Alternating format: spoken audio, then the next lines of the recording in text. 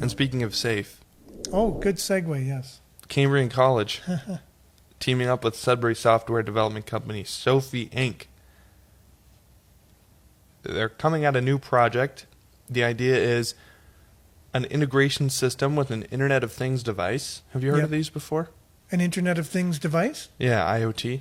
Internet of Things is the future in tech. I know everybody that's involved in the industry, that's all they're talking about is the Internet of Things, that everybody is plugged in to the matrix, and that's the way the future is going to be. Is that, did I kind of sum it up a little bit? Yeah, so like your phone and computer work together, that's an IoT. That's Internet your of Things. Your fridge tells you... Your fridge is an IoT. Your eggs, you might possibly need some more eggs because you're low. And that's the Internet of Things. So that's what they're thinking of doing.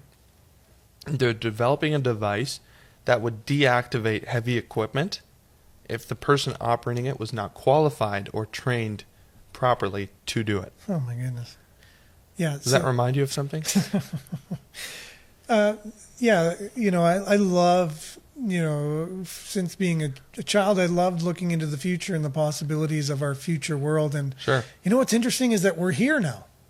We're here. We're in the Internet of Things where you could be driving your car and all of a sudden the engine just shuts down because your car thought you weren't safe.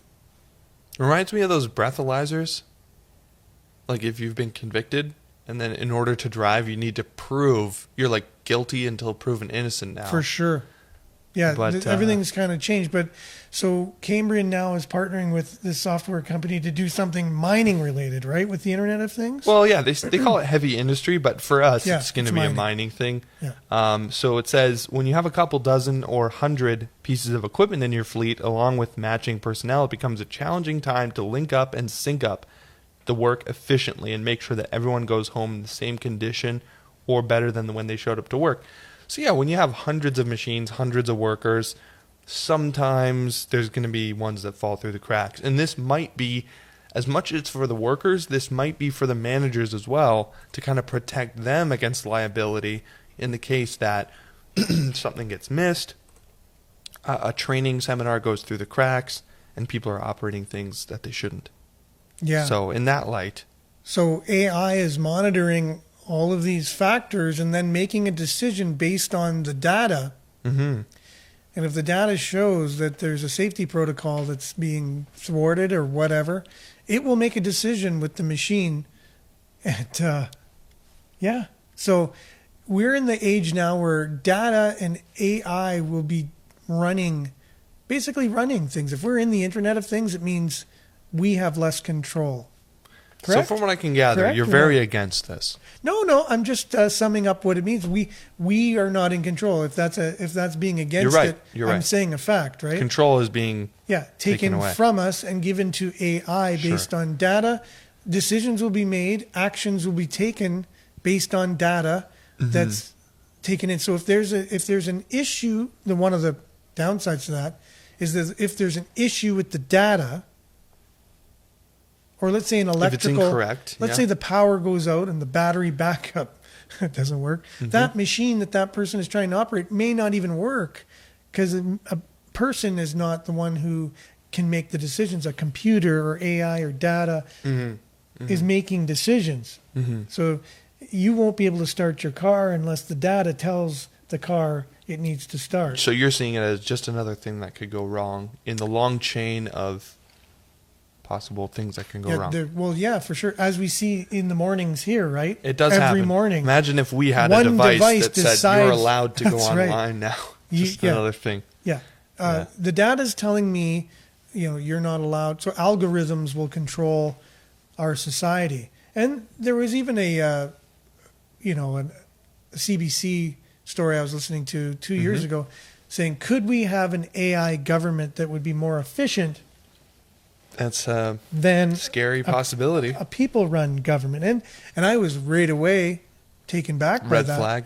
Oh, I said I don't vote. I don't want to vote for AI to. Sure. People are already cumbersome filled enough. Right. That's not, it's taking a step backwards rather than a step forwards, Because again, if there's a problem with the data, Right. and I just came out of, studying all kinds of scholarly papers on this subject, just fresh out of university, and they're trying to mimic the human brain. Sure. With AI, the connection. Yeah, like they're just basically taking, how are decisions made? Neural pathways. Yeah, that's right, and then making an electronic version of that.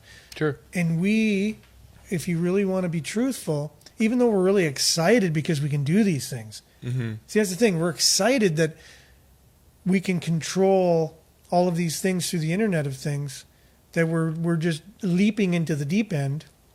Yeah. And the there's prospect is more exciting. Yeah. And we're going to do that no matter what. Like I think it's going to happen. We're heading there. Hell or high water, we're heading there. So no one's going to stop it. However, just looking ahead, we can see some of these possible problems happening.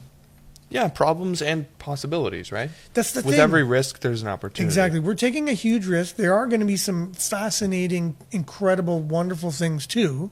Like, I need to know when I'm low on eggs. You know what I mean? Like, why should I have to go to the fridge? Attractive. Why should I have to go to the fridge, open the door, and open that carton of eggs? Right. Why should I do that when the fridge could tell me that? Mm-hmm. Right? Well, I know you're saying it facetiously, but there is a lot of utility to be had from the Internet of Things. Like, I think of, we're all essentially androids now with cell phones. Like, we're human, physical, not physical. We're like technology hybrids now. You can Google or search, your preferred search. You can search the internet for anything and get it instantly. That's something only a robot would be able to do in science fiction. And the only difference is we're holding it in our hands, and we could choose. Instead of it being attached. Yeah, we could choose to put that phone down. That's the only difference. Other than that, and how many people do put their phones down these days? Nobody. It's attached. It's attached. I think, we're kind of evolving as human beings. We're going to be like this. Like, after a while, we're going to have... Our hand will be... It's just like this. And you just got to place the device in it. That's where we're getting. But, yeah, like you said, it's not attached. Now, they are talking about attaching it, though, into our brain. Yeah, Neuralink is... Yeah. Again, I think that's just as much an opportunity as it is a risk. But well, that's what I mean. We'll have to see. If you're going to look at the both sides, which I've been studying, and you can tell... You know more than I do about I've come to the conclusion of, oh no, what could go wrong? Right. But at the same time, it's like when you're going on a roller coaster and you're at the top, you're like, get me off here now. Too late, because it's already going down. Yeah, I really don't want to go on this ride, but that's where we're heading. We're on the ride of Internet of Things. But exciting for Cambrian and exciting for this new company. It's definitely innovative and comes with a price tag of $300,000 right now. Okay, the idea. Yeah, and we'll see. Maybe we'll have more updates as it comes to market, if it ever does. Yeah, and that's the thing, right? It's R&D right now. It's just in research and development stages. Right. Okay. They're just kind of doing what I would call feasibility study. Yeah. So.